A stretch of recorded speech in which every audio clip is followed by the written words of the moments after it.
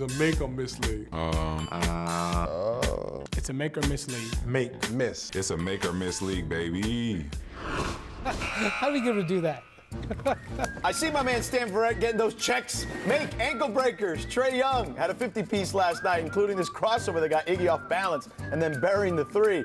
Matt, what's more impressive from Trae, the handles or the range? I think it's the combination of both, because guys can handle, guys can shoot, but to be able to do both, there's a handful of guys in the league that can do it, and he's one of them. Yeah, if he's got the range, you got to come way up on him, right? And then he's got the handles to get by you and to create all the space. Bad situation. Next, miss humility. Rockets Warriors, Danuel House will hit the three here. Then check this out. He looks over at the Warriors bench and then gets teed up. Matt, did he deserve a tech there? Ridiculous. The ref needs to be fined. Boy, I'm stunned that you would take that. You would take a trash talker's side there, Matt. You know, this game was hot from the start. Yeah. There was obviously ejections going on. The referees were trying to hold control, but I wouldn't be surprised if that gets rescinded. Yeah, that seems a little bit over the top, but hey, everyone makes mistakes. Nick Bucher to call a tech on you now, that ref, so don't mess with Nick. Yeah.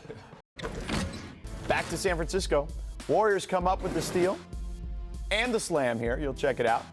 But look at the guy mopping the floor, narrowly escaping the collision. Wow. Brian, do you admire his dedication to mopping? I admire the defense of the Rocket here, who just stood there and watched him go.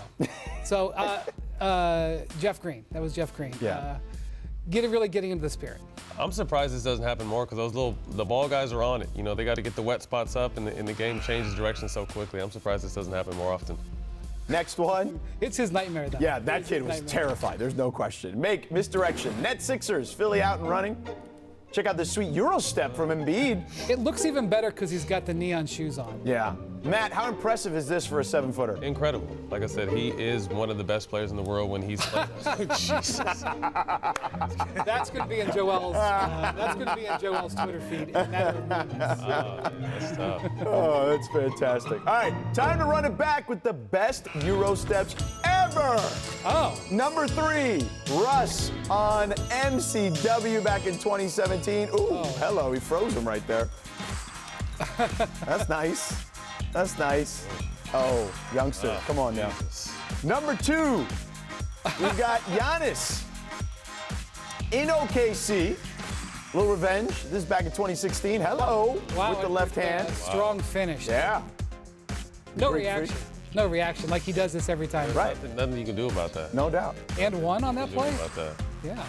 And number 1, D-Wade on KG in the playoffs in 2011. Windhorst, you and I were there. Wait a minute. That was the Hezzy into the Eurostep. Turn him around. You know who we forgot too was Ginobili. Ginobili has some classic. Ginobili does, for sure. The early Ginobili. That's with two Euro days and in a row dunk. we've shown KG getting shown up here. We are pressing our luck. I just want you to know. All right, welcome back to The Jump.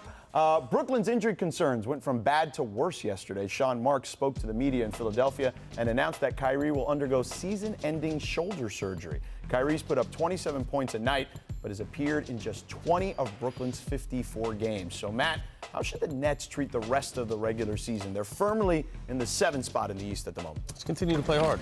Continue to play hard. We all knew that next year was supposed to be the year that they were going to be measured off of, and with the return of KD. I think the most important thing here is, as much as Kyrie didn't want to have surgery, he didn't want this to continue to nag. You know, surgeries are something serious. Shoulders are something serious. You don't want this to continue to nag. Like I said, KD is getting better. Hopefully, this won't be something that keeps him down too long, but he'll be ready to go for next year. And everyone's excited to see what the Nets are about next year. But they play hard. They're going to continue to play hard, and that's what you love about the team outside of their superstars being hurt. Well, they have clarity now. They know that there's nobody coming back. KD earlier this week came out. Not that there was much of a chance, but KD came out and said, hey, I'm not coming back. They know that this is going to be their group. They're going to be able to play this way.